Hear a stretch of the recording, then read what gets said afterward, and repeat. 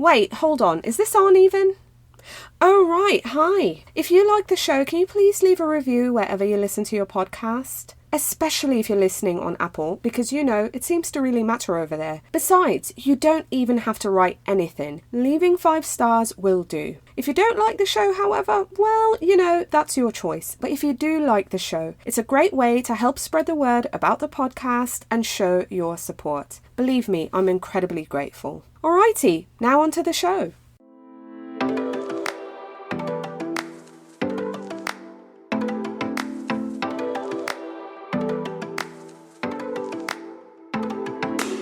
Hello, I'm Victoria from Biblio Lifestyle, and you're listening to the Reader's Couch podcast, the show that will help you bridge the gap between living a full and busy life to one where you're reading, learning new things, and having fun. Today on the couch, I'm so excited to welcome author Daisy Alpert Florin. We talk about her debut coming-of-age novel, My Last Innocent Year. This novel centers around a college senior in her final semester at an elite New England college who is struggling to find her way and trust her voice. Daisy also shares reading tips, talks about her reading and writing life, gives us book and bookstore recommendations, plus lots more. So let's get into the episode because I can't wait for you to listen to my chat with author Daisy Alpert Florin. So my idea of a good time is spending time with book people. And if you feel the same way, I hope to see you on Thursday, April 27th through to Saturday, April 29th at the Epigraph Literary Festival. It's a free virtual event that's all about books, the joy of reading, and the literary lifestyle. We also have an amazing author lineup, some great speakers, and fun sessions. So visit epigraphlitfest.com to register for this fun virtual festival. That's epigraphlitfest.com to get your free tickets. Plus, early birds get first dibs on event swag. So go to epigraphlitfest.com to register, and I hope to see you there. Hi readers, welcome again to the Reader's Couch. I'm your host, Victoria Wood, and here on the couch with me to talk about her debut novel, My Last Innocent Year, is Daisy Alpert Florin. Hi Daisy, welcome to the Reader's Couch. Hi Victoria, thanks for having me. Absolutely. I'm super excited that you're here. Can't wait to talk about My Last Innocent Year.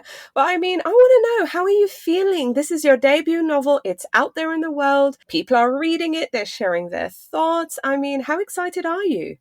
I'm super excited. It feels, the process of writing a book and then publishing a book takes a long time, years and years. But then somehow pub date comes and it's like, you're just shot out of a cannon. And it feels really validating, all the work and the years of work. I'm just so delighted to have the book out there. And yeah, people are reading it and people are, messaging me, people I know that they tell me they like it. So I feel good. I feel good about the book. I'm super proud of it.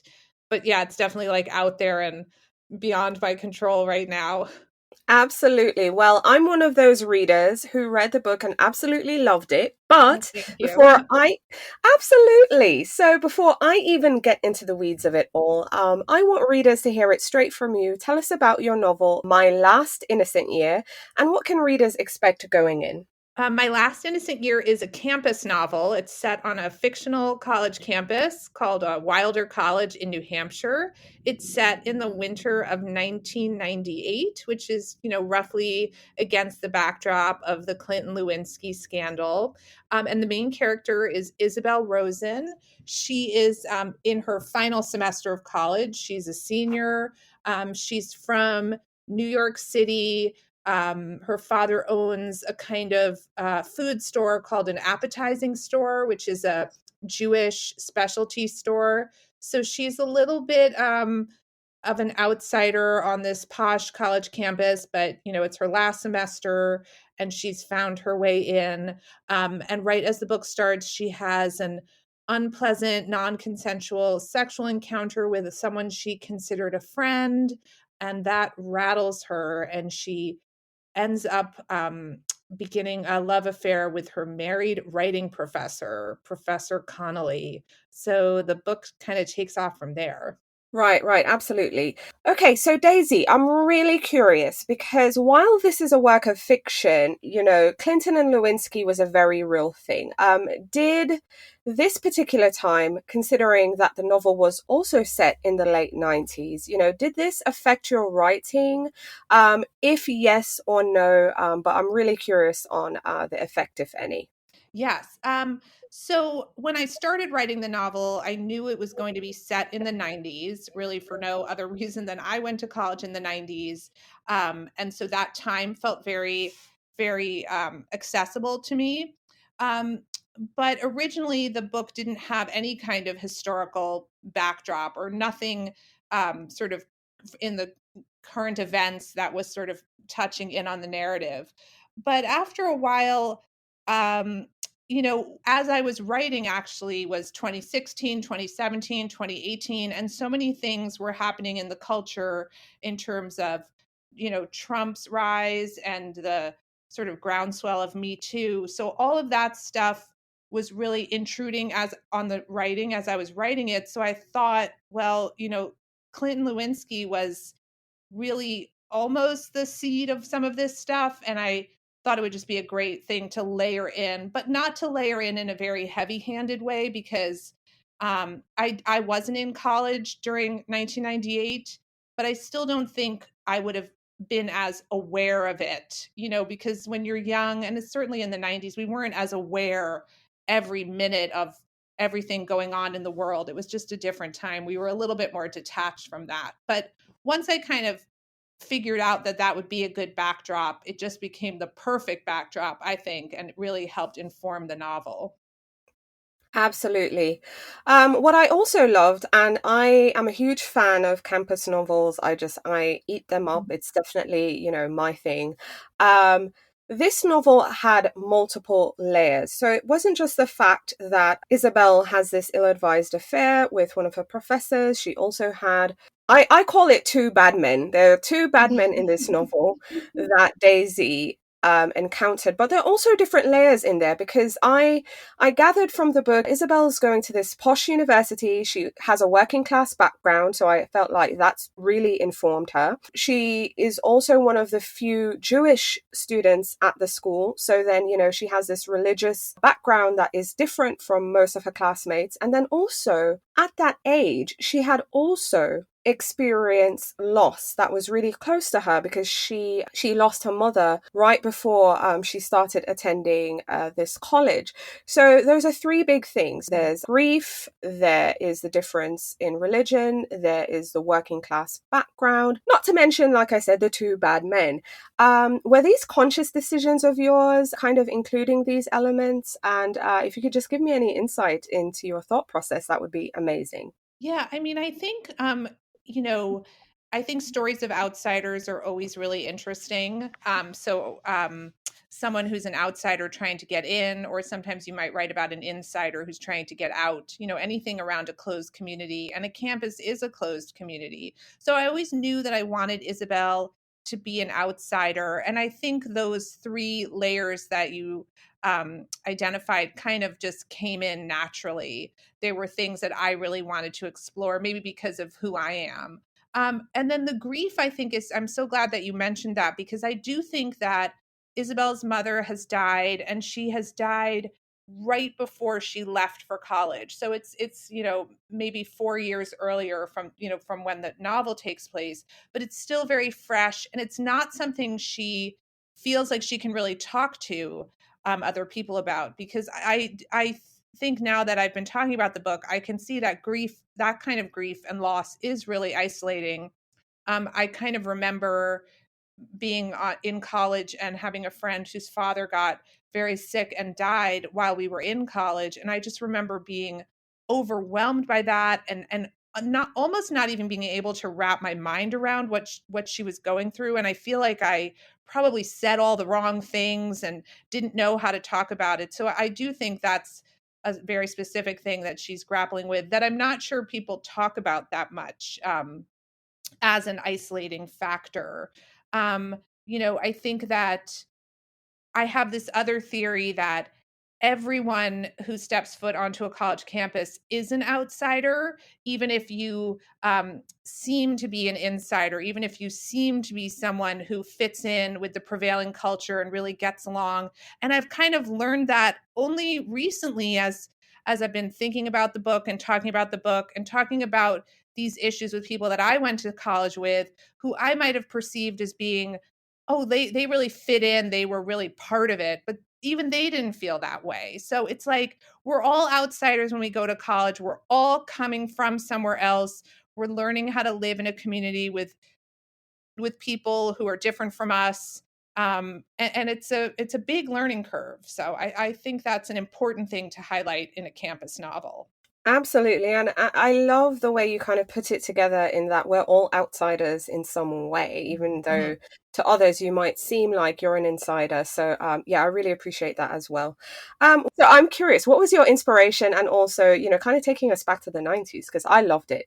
I mean, like I said, I went to school in the 90s and I would have no way to write a novel about what it's like to be on a college campus today. I have a son who's in college now and he's having a great experience. I'm sure it is completely different from the one that I had. Um, but I started to think about the ideas around the novel in my early 40s. And I don't know, I was going through a lot of soul searching. Like, I felt like, oh, I wasn't young anymore, like that part of my life was over, and what had happened and how had I gotten here, like how had Mhm. all these decisions that I'd made, some of which I made in college, like led me to this place. But then I still felt in a way like that same girl who had gone to college, although I really, really wasn't. And I kind of just started to think about that younger person and what I might want to say to her, or just give her, just feel empathy for her and some of the choices that she'd made. So the book really started out like that kind of interrogation of my younger self and how we might look back on the decisions that we made when we were in our early 20s, now, from this vantage point, more than 20 years on. And so from there, I did go to a college similar to Wilder. I went to Dartmouth College in the 90s, which was just a crazy place. This very, like if a college campus, it can't really get more bubble like than Dartmouth, which is this really, like a pretty small college in a small town, like way up in New Hampshire.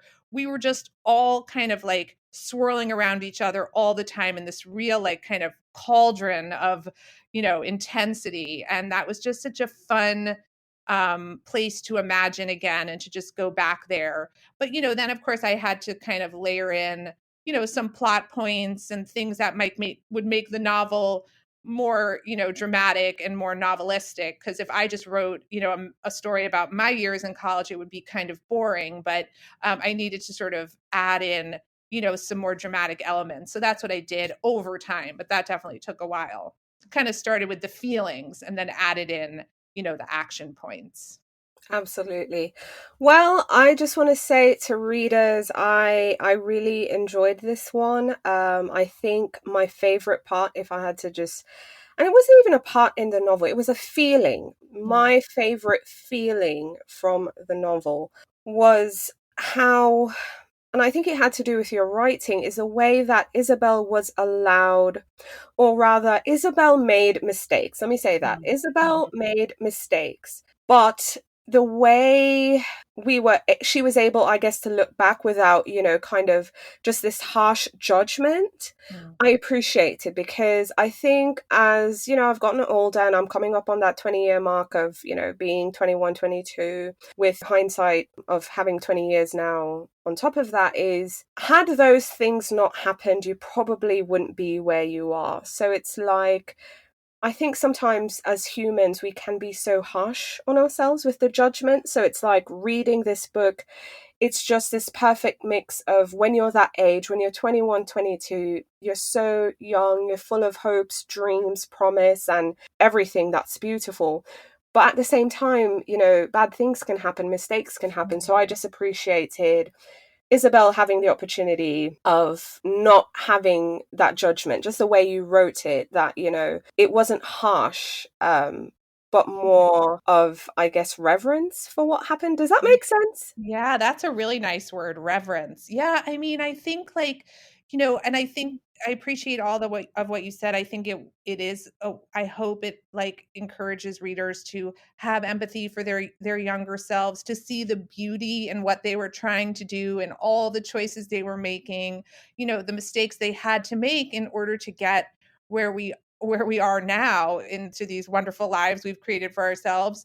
And I think my feeling really at the end was like we do survive things, we find a way to kind of incorporate them into our makeup and just keep going. I really feel that really strongly, so I'm glad the book spoke to you in that way.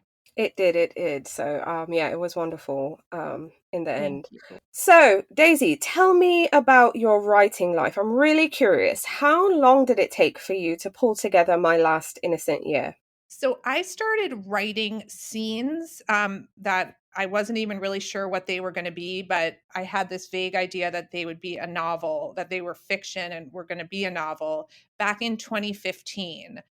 So that's a long time ago because now it's 2023. And I just wrote down a lot of, dead ends for a long time. The book originally sort of straddled, it was Isabel in her final semester of college, but then I had her kind of leave college and be out in the world. But after a while, I realized that was very not interesting to me. I didn't want to write about all her dreary post college jobs. And I went back just into the college years. I felt that's where the energy was. And then I just wrote it for a long time. Tried out a lot of different things. I mean, a lot of the elements were there, the characters, the setting, a lot of the secondary characters and the secondary storylines were all there, but I just had to kind of figure out how they were gonna, work together. And then I did finish writing the book in 2020. But then, there's the process of getting an agent and then selling the book and then, getting the book out into the world. That took a while. So it was really a good 5 years of drafting and writing. Yeah. Couldn't have done it any quicker, I don't think. Right, right. And what would you say was the most difficult part of either your creative process or your publishing journey or both?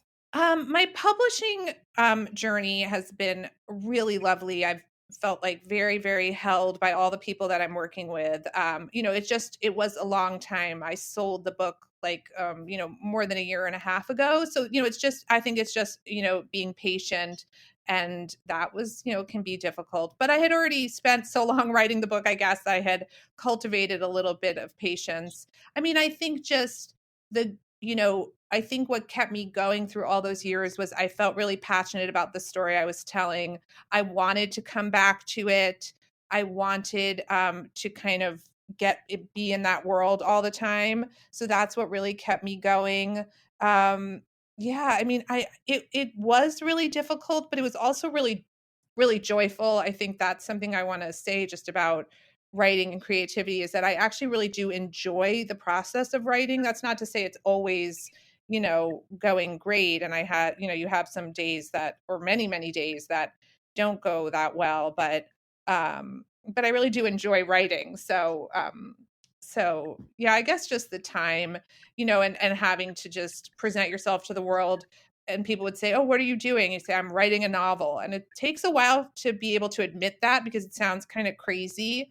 But that's how it gets done. It looks like you're doing nothing, and then you have a novel. That's sort of how it works. It is a very private process. Absolutely, absolutely. But now that My Last Innocent Year is published, it's out there. You can go to the library and see it. You can go to the bookstore and get it. If you could tell your younger writing self anything looking back, what would it be? Oh, so many things. I would tell her to trust her own voice, to not look around and think other people have more than she does. Just that she had what she needed inside her all along.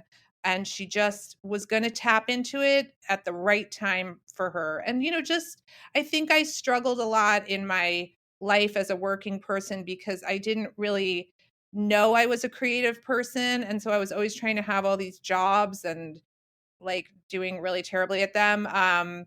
Because I really, was a creative person, but I didn't really see myself as that. So I don't know. I just wish maybe I had known I was a writer earlier on. Might have saved me some, years of bad jobs. But I'm happy that it's come to me now for sure. Absolutely.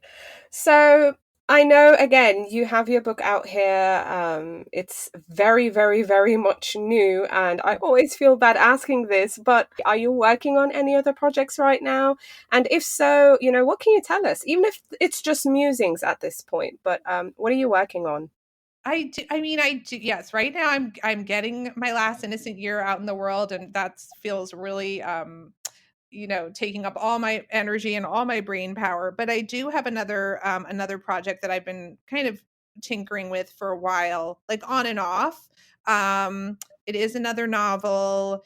I don't even want to say anything too much about it because it's so ill formed right now, but Mhm. it will be from the point of view of a woman who is older than Isabel. I think this is going to Okay. be my midlife, observations on midlife and marriage and all that good stuff. So I hope I can, get it done because I would love to do it again. Okay, awesome, amazing. Well, at least we know you're working on something and it's going to be an older protagonist. So that's it. We're good. Yeah, that's all I'll say. Yeah. Amazing. Okay, so let's get into your reading life really quick. Because again, I know we're here to talk about My Last Innocent Year, but we want to know what you're reading. So share with us the last book or handful of books that you finished reading that you'd now recommend. Well, a couple of books I read a lot of great books last year, and a couple that I just really loved. One is called Notes on Your Sudden Disappearance by Allison Elspack. It actually came out last summer. I read it while I had COVID. It's also set in the 90s, but it's about two sisters, and it's not giving too much away. One of the sisters has died. And it's tragic and intimate and personal, but also funny because it has this younger voice of a young girl who's lost her sister. And so she's still going through all her teenage things. And I just really, really love that one. Um, and then another book I read last year, that I loved, which is not a new book, was My Year of Rest and Relaxation by Otessa Moshfegh.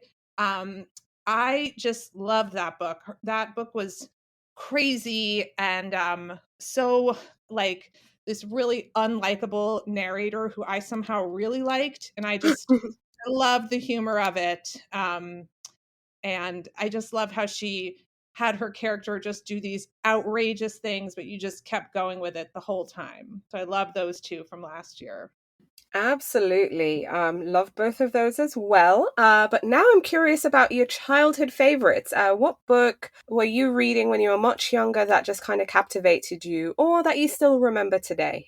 Okay, this is really lowbrow, but the books I really remember reading was the V.C. Andrews Flowers in the Attic, that whole series. I remember sitting in bed and just sobbing. I think they were the first books I read that I just sobbed, and that books could give you that emotional connection. And people who grew up in the 80s like me, who we all talk about how we read the Flowers in the Attic series, and we cannot believe that this was like an acceptable reading choice for young people, but that's what we were doing.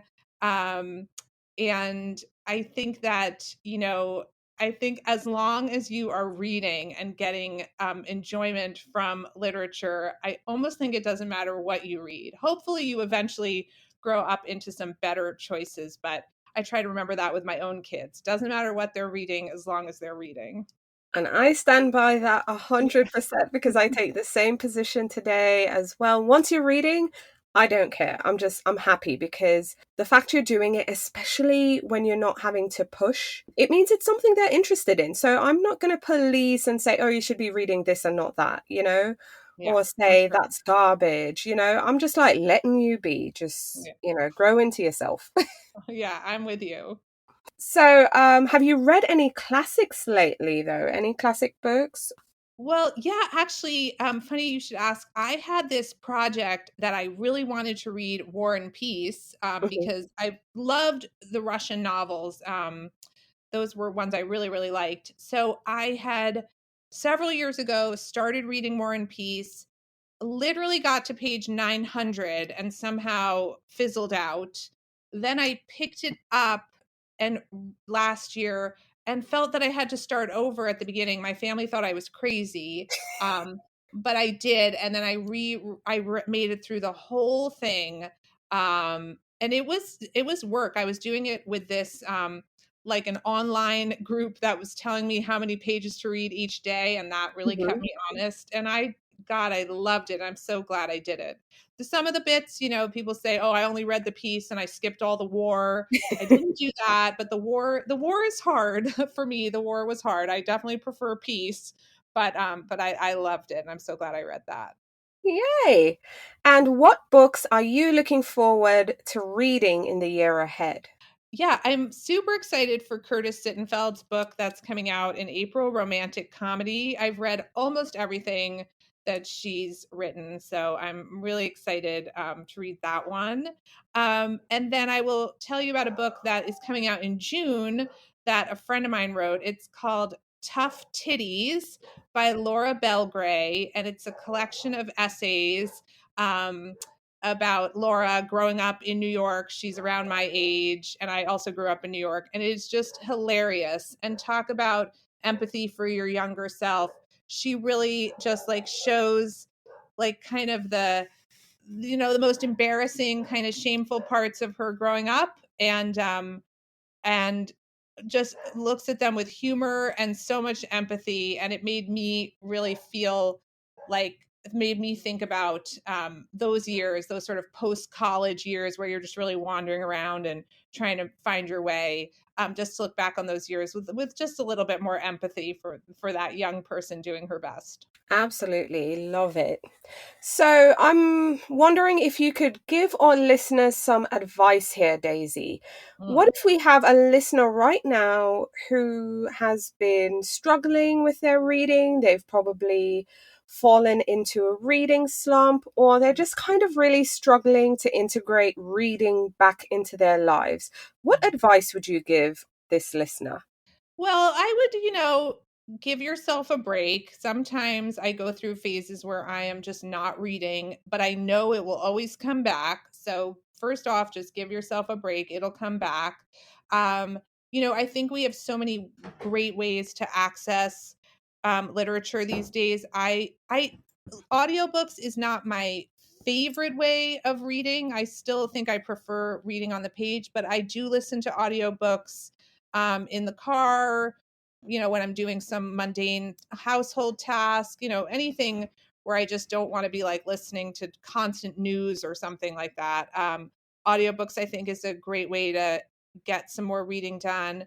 I love reading on my Kindle or e-reader, because then I can sort of like read in bed at night, and I don't have to disturb anyone. So I just think there's like lots of different ways to incorporate reading. You can even download a Kindle app on your phone, so you can read stuff on your phone.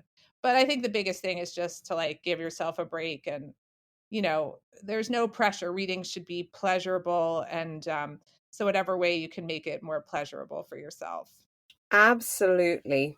So, in addition to loving books here and authors, we also love our indie bookstores and booksellers. So, share with our listeners some of your favorite indies, whether they're local to you or some you discovered maybe on your travels. Oh, well, I will tell you about an indie bookstore in my town. I live in Connecticut, and there is a beautiful bookstore in Old Greenwich, Connecticut called Athena Books. It opened in December of 2021. So not quite, at the height of the pandemic, but it was definitely a very bold time to open a new business and open a bookstore. And it is just a lovely physical space. And all the people who work there are so passionate and engaged with books. So I definitely recommend Athena Books in Old Greenwich, Connecticut. Yay! All right, Daisy, I want us to kind of wrap things together. Again, I know you've done your job as the writer. You've written and given us My Last Innocent Year. But what are you hoping for in an ideal world? What are you hoping readers might think or feel after they've turned the last page? What are you hoping for? Well, I'd be very happy that they turned the last page. So that's probably, already a win. I mean, I think just to sort of remember perhaps what it was like to be young so they can sort of tap into those memories for themselves. And if they have children, I have children, I have teenage children. And I think that a lot of the process of parenting them has been to really think back, to what I was like in those years, like what I really was like, not what I think I was like or some version of myself that I've created, but the actual, what was I really like at 16, 17, 18? Um, not only to give myself a break, but to give my kids a break. That it's just a process. It takes a long time to come into ourselves, and I think we're still doing that now, so I think it seems to have people that I've talked to seem to have connected with it, even if on the outside they don't look like someone, they don't look like Isabel, or they don't have that same background. I think it makes people think about their youth, and that's always a nice place to go. Absolutely. Daisy, thank you so much for coming on the show and speaking with me. It's been an absolute pleasure. Oh, and thank you. It's been a pleasure speaking to you as well. Thanks for having me.